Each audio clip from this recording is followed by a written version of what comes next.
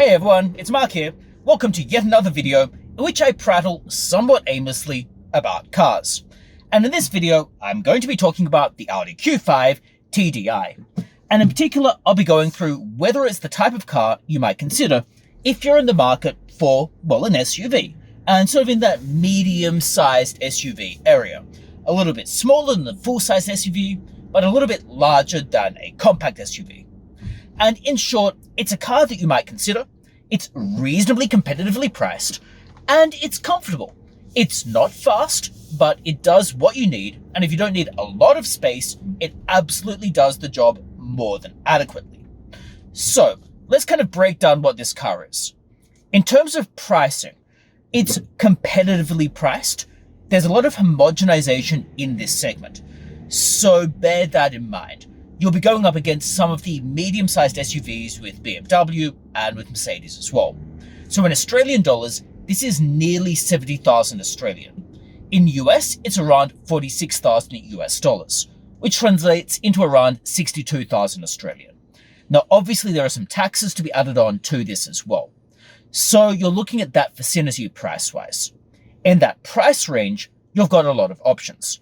You have the BMWs, so you could go with an X3 or an X5, the X5 being more analogous to this. Or with the Mercedes, you can go with various Merc models in the G range, various of them, and they keep proliferating. So you've got the Mercedes models as well, or you have the Genesis models which have come out recently, which to my mind are, depreciation aside, a little bit more competitive than the Audi models, or the Mercedes or the BMW, primarily because of the fit and finish inside. Now, that's the price range. In terms of performance is not fast. Performance is 0 to 62 miles per hour, so 100 kilometers per hour, in around 7.6 seconds for the base model. That is not exactly sprinting toward this finish line. However, it is adequate for most purposes. If you are in an inner city, like I am, then it probably will be sufficient. The low-end acceleration is a little bit more noticeable than once you get going, i.e. it does better job at the low end. It does a better job in stop-start traffic than it would along highways, as an example if you're looking at acceleration. Nevertheless, it's adequate, is what I'd say. Now, you can upgrade this, of course. If you were to go for the SQ5 or go for the S-Line, which obviously costs more money, you are going to get faster performance. So you'll get the acceleration down into the mid 5-second area if you go for the S-Line. However, it will cost you more money. Whether you really gain from that is really up to you. Do you really want to pay more money for a medium-sized SUV that is going marginally faster when the purpose of the car was never really straight-line acceleration anyway? So, broadly speaking, it's practical enough. Broadly, in terms of acceleration and moving around. Now, that's the general gist of the driving. You've got other factors to consider as well when considering the car. So, for example, you've got things such as comfort and storage space, and also the ability to transport things in the boot. You've got things such as, what features does it have? i.e., does it have lane keep assist or cruise control or whatever that you want? So those are the types of considerations that are probably going through people's minds more than acceleration for this type of car. So let's break down each of these. So first, in terms of comfort, what is comfort like in this car? Well, comfort, I'd say, is probably a bit above average, although it is largely what you would expect in this price range for this type of car. So in terms of comfort, you've got the ordinary amenities. So the seats are nicely bolstered. They have a slightly patterned leather in that they have like bits and pieces that are in the middle of them that are geometric, which is nice. So you've got that, I guess. The seats are comfortable. I could sit in these for quite some time. They are electronically adjustable. Same in the front and the back. It is certainly what you would expect, but it doesn't really disappoint comfort-wise. In terms of other aspects of comfort, there isn't really that much else to say, other than the adequateness of a lot of the interior. However, we can break this down in terms of the material finish. And so think about, well, what is the quality of the material finish otherwise in this car? Inside, more specifically, we can see some nice factors, such as the leather steering wheel, it is entirely leather wrapped, which is what you would expect of something within this price point. The stitching is nicely done. It's certainly fine, is what I would say. Nothing unusual, but good. It's fine, is generally the general ethos within most of this interior. Within the rest of the interior, you can see some trim. So for example, you've got this aluminium looking trim here, and that's continuing around the car. That again looks perfectly fine. I wouldn't necessarily say unusual, but it's nice. The things where it gets a little bit less nice, fit and finish wise, are with some of the plastics. So if we go down into the center console, you can immediately see some plastics right here, which are kind of this matte black, which is not necessarily the most attractive in the world. Worse than that potentially are the textured plastics around the infotainment here, textured plastics all up on the dashboard as well. The problem with these is that they do look a little bit cheap. They kind of remind me, rather, of the types of plastics you would see in some lower-end Toyota models. They're certainly better plastics than that, but absolutely not the best in the world, and maybe not class-leading. So I'd say there are some significant issues that need to be fixed up. Another issue as well is the positioning of the infotainment system. It is continuing on with what Audis have often done, which is basically tack on the infotainment system on the top of the dashboard without it being actually fully integrated, which always looks a little bit cheap and looks like they haven't bothered to actually integrate it properly. This contrasts with a lot of other SUVs where it is integrated somewhere into this center console area. So overall, the interior is fine for the price point, but it certainly is not anything to write home about. These are actually quite okay technology-wise. So you can see right now, there's a digital dash display, and this digital dash display can alter between various things in the center. Right now, it is on the map. You can see that the odometer and also the rev counter are also digital, and there's a digital gauge or a digital indication for your fuel. So that is nice, it's modern enough. Now, you can cycle through the various things in the center. For example, at the moment, with the map, I'm zooming out, but you can zoom back in if you prefer. I don't find it particularly useful, but it is a nice gimmick to have. I'm sure that some people might find it useful. You can then switch between other views. You can have the map take up the whole of the dash display. Again, it might be useful for some people, if you aren't using, say, Android Auto or the like. And you can alter back to your ordinary view. You can switch between various things in the center. So display date and time, display Bluetooth related things, and display various other functions if applicable to the car. Again, perfectly okay. I would not say that I would use many of these things, but some of you might. And it is certainly nice to have. In terms of driver assistance, you've got those various driver assistance things, such as your lane keep assist and the like. And that, again, is going to be useful for some people. For me personally, these driver assistance things are often not the most useful in the world. However, they are going to be useful for some people.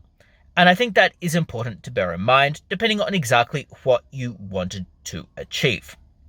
Other driver assistance type things are cruise control, which again is the type of feature that you might want if you're taking this on long-term journeys.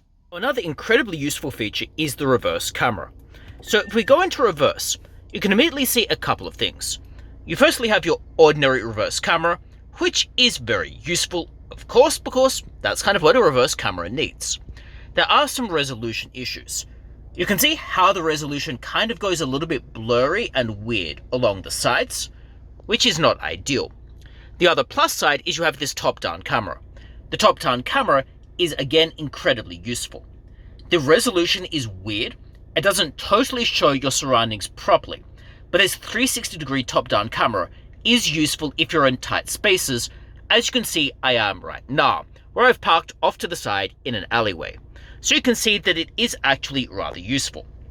You can turn sound or switch the sound here as well, and if we click the camera, you can kind of check other views. So for example, you've got this view that is your 360 with sensors.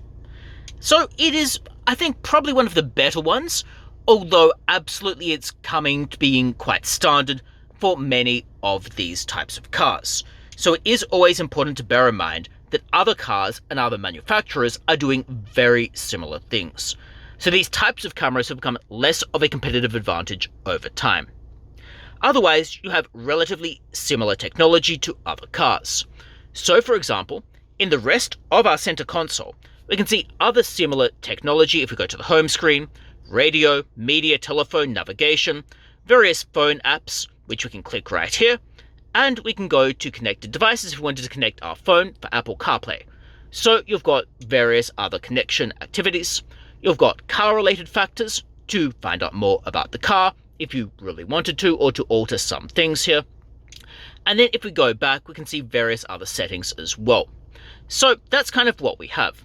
Now you can adjust some of your settings for the car. So for example, keyboard language, system maintenance, etc., etc. Or if we go back, we can go back to car-related settings and adjust some of these. For example, Audi Drive Select, and then you select Dynamic, Individual, Auto, Comfort, etc., etc. Some of these things are unfortunately a little bit too buried within infotainment. However, there are some buttons for some things. For example, climate controls are still physical buttons, which is exactly what you would want, and this is significantly better than having these buried in a screen. Further, we can select our drive mode relatively simply using our drive mode selector, which again is going to be very useful rather than having to select this individually. So in short, they've kept a good balance of physical buttons and also putting some of it into the screen, so you effectively have both options. Otherwise, in the car, you don't have that many other amenities in terms of technology. For example, you have a USB port, but really not that much else. You can upgrade some of this, but for base cars, you're going to be stuck with not that much amenity-wise. There are also some nice, albeit slightly gimmicky effects, such as the ambient lighting going around the car, which is nice, or the lighting on the door handles when it's in a dark environment, or some of the lighting when you open up the door, again in a dark environment. Nice, not really that necessary, but it is kind of cool, and it's a little bit gimmicky, and I mean, it's pleasant to have, I guess. In terms of other comfort-related factors and other things you can fit into the car, you obviously have some storage for phones, the USB holder right next to the phone, of course, keys, another phone holder, or wallet, or whatever you wanted to put there. And then you have in the center console, you have this area where you've got two cup holders, or you can move it forward and have your phone there, and also another USB charger. It's pretty deep, and it is adequate enough. Over in the door, of course, you have, well, some door storage, which is big enough for a medium-sized water bottle. It certainly is quite fine. You have the glove box as well. Now in the glove box, again, standard glove box size, nothing unusual in the glove box. Pretty ordinary, can fit normal things in your glove box. Basically, it is what it is. We can also have a look at the back of the car. Now the back of the car is perfectly fine, in that there's some amenities, some small USB chargers, although for charge only, obviously not connecting to infotainment. Also a couple of air vents, and some net storage in the back of the prior chairs. The actual seats in the back are nice as well, with some deviated stitching, nicely bolstered. The center console in the back, or the center armrest in the back, also doubles as a cup holder, and there's enough storage in there for you to really get what you need. So in essence, the back is also a comfortable and spacious enough place to be. Okay, so what's the driving experience like, other than just acceleration and performance? The biggest fear, of course, is this is a large car. Is it going to be laboriously painful to drive around the city? I.e., is it so large that you can't actually maneuver it? Well, there are a couple of answers to this. Firstly, it is large-ish. You can't get around the dimensions, they are what they are. Audi does an adequate job mitigating this. The turning circle is tight enough, or at least as tight as you would expect for a car like this. And also the technology, for example, the 360-degree camera, for example, the various other driving assists, particularly surrounding being able to position your car in tight spaces, help significantly. The beeping is sometimes a little bit over the top when you're near objects, but it's probably a little bit better for it to be a bit over the top than to be a little bit too lax. So it certainly does a better job than you would fear. I don't feel as if I'm driving a massive car when I'm driving this. However, I certainly do feel the size. So think of it as being medium position there. If you really want a compact, this car won't be for you. But if you're concerned about a massive SUV, this car might allay some of your concerns. Not totally, but certainly will allay some of them.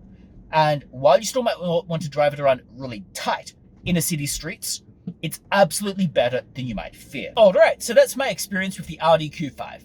In short, I think it's something that you might consider. It's not fast. It isn't necessarily the highest end model in the world. It doesn't have all of the latest amenities. The interior could use some improvement. The infotainment system, while adequate and large enough, looks like it was tacked on as an afterthought. Some of the interior materials, while good for the things you are touching most of the time, do look a little bit cheap in places. However, the car is priced reasonably accordingly. It isn't the most expensive car in the world. It's around 70,000 Australian, around 46,000 US. In short, it's not that bad, and it is competitive in this price point. It's absolutely one that I would consider if I were looking for a car of this nature. I would absolutely cross-shop it, try to get whichever discount you can, consider others. For example, the Genesis is a competitive offering in this price segment, and then decide which of these is going to best suit your purposes, whether it's performance or whether it's going to be interior quality or a balance thereof. But those are my views on this particular car. Now, if you have any thoughts about the Q5, or if you think I've missed anything, definitely do let me know that in the comments below. I would be interested to hear your thoughts as well. And otherwise, of course, it would be great if you liked the video and subscribe to the channel, and I do very much hope to see you for future videos as well. Bye!